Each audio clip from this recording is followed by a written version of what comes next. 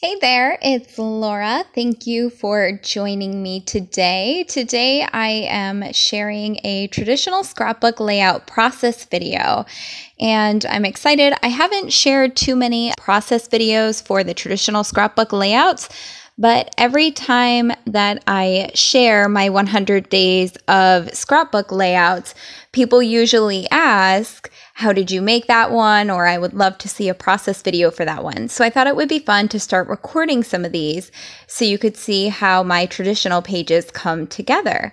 So this page was inspired by my friend Neff, and her Instagram I will link below as well as mine. She is all the Neffiness on Instagram, and she did this really cute grid layout.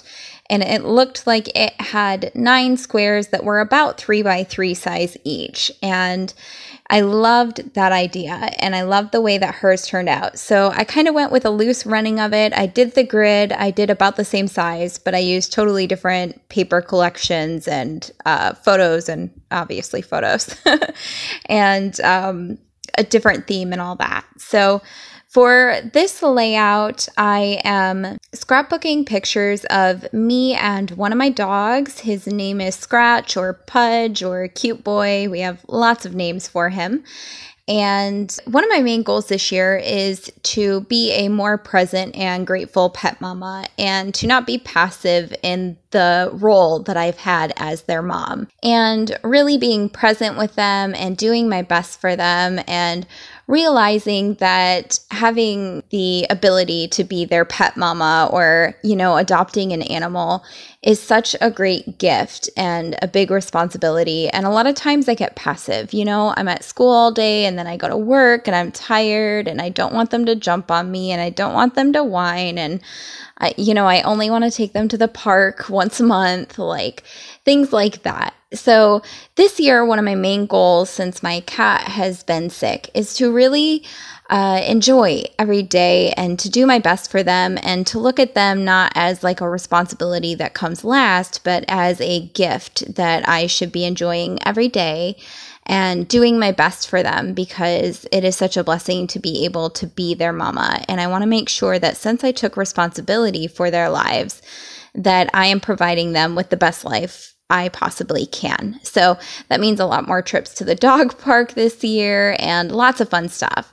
So I am also scrapbooking them more, because obviously when you scrapbook, those feelings of gratitude come around, and you realize they're so cute, and you have so many good memories with them over the years, and they've made your life so much better. So that's what this layout is about, and the pictures I'll be using. And all of these papers are actually little leftover paper bits I have from my stash. I keep a small 12 by 12 by 4-inch box that holds all of my paper scraps, papers that have been cut down or half used. And I'm grabbing a ton of different papers from that box and trying to use up some of that paper stash here. I also have a little bit of tissue paper I put behind that one photograph in the upper left-hand corner you can see, and I love the way that looks. It's so pretty.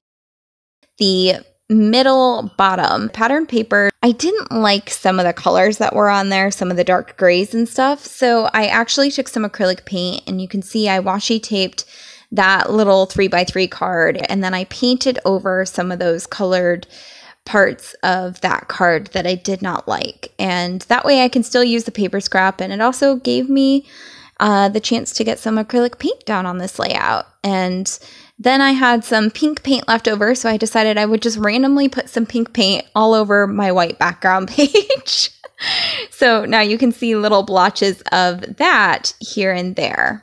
And I know that I wanted to use some vellum on this page. I think it looks really pretty. And then I also think I went a little too overboard on some of the pink paint on my background. So I do use a little bit of vellum on some of my squares to kind of lighten that up and make it look a little less bright. Now I'm just using a roller to tape down all of my little squares there.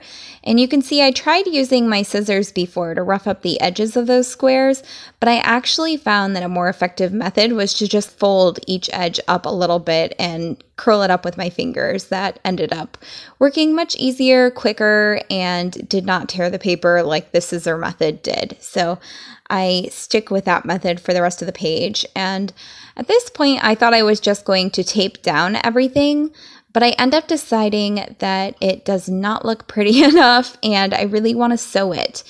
And the problem with this is that I had never sewed paper before, and I've been scrapbooking for years, and it's just something that I've never dove into because I'm not good at fabric sewing. So the idea of paper sewing just totally overwhelmed me, but I took it on. It took me about an hour and a half to learn how to set up the sewing machine and how to stitch on paper. Yeah, I sewed them down. This is my first ever layout that has sewing from a sewing machine on it, and I love the way that it looks. I think it turned out really pretty. And you can see that card down there on the middle bottom. After I had painted it with pink and taken away some of those dark gray colors from the patterned paper, it looks so pretty and feminine and soft now. So the colors aren't abrupt or different from the rest of the layout. And this layout is mostly black and white and pink. I really like having a theme or a color chosen for my layouts. I think it makes everything look a lot more cohesive, and it also gives me direction on what embellishments I'll use and what papers I will use. Now here you can see the back of my layout with all the sewing, and I just used washi tape to washi tape down any of the thread. And I did have some bits of thread that were washi taped down on the front of my layout. And then I realized, and be gracious with me here because it is my first ever layout that I have done traditional sewing on, I realized I could pull the thread through back to the other side so I didn't have to have a bit hanging off on the front. So that's what I ended up doing there. I go back to the back side of the layout and I pulled out any of those extra threads and taped them to the back. And now I'm trying to figure out how I'm going to fill up some of those grid cards that I created on the front of the page, because I don't want any of them to just be plain. It looks kind of like a frame, like something should be in it. So I go through some of my Project Life cards and try to choose the ones that I think will work really good with the layout. And I end up choosing this one that says "Say Yes to Adventure." I really love how it looks. It's very feminine. It has watercolors on it. And it's not my style when I do Project Life to have the watercolors in it or to have horizontal 3x4 cards. So using it up in this layout was a perfect way to use up some of my Project Life cards. I cut this XOXO out of a Project Life card, and there's a couple of places I think about using it on this layout, and I think it would have looked lovely, but I don't end up using it. And that's because I think it looks best not in one of the grids, and I really wanted everything to be in a grid. So I put that off to the side, and I'll use it in another layout at a later time. So I have that Hello Love Project Life card I ended up using is from my Etsy shop, and it is from a Project Life card pack that I designed. I have lots of them over there if you like fun, graphic, and bold Project Life cards with fun sentiments on them. I will link that Etsy shop down below if you want to check some of those out. And then to embellish the rest of my grid squares, I added some word stickers and an ampersand ephemera bit to the left bottom hand side and an ephemera to the middle left hand grid card, and that's about it.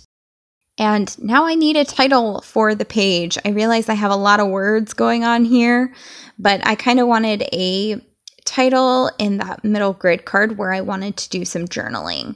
So I grabbed these light pink alphabet stickers from one of the old A Beautiful Mess kits, and I write out cute dog. And this is funny, you can actually tell when you see me putting this down that for the E on the cute, I actually used an F, and I had to cut a bit off from another letter to make that F into an E. And that's pretty much what happens with all of my alphabet packs. When they get halfway used, I end up mutilating them and putting them back together like a jigsaw puzzle to create the words and the letters that I need to make a title, because I don't like getting rid of them when I run out of vowels. So I do some hand journaling down on a piece of paper. I cut it out and then I adhere it down to the page. And that's because I was certain that if I journaled directly onto this page, I would mess it up. And after I had sewed onto the page, I wasn't going to take that risk of having to start all over again. And I like the way it looks. It looks kind of like the typewriter strips of journaling that some people do, except it's my handwriting. So you can see some close-ups here and the detail in the layout. I really love this layout and I think it's super beautiful and definitely captures all the fun and grateful feelings I have for being this dog's pet mama. I hope you have enjoyed this process video and I will catch you in the next one. Please make sure to give it a thumbs up. Leave a comment down below if you want to say something about this layout or if you have any questions. And please make sure to subscribe to my channel if you want to see all the fun memory keeping stuff that I do. Thank you so much for following along. Have a great day. Bye.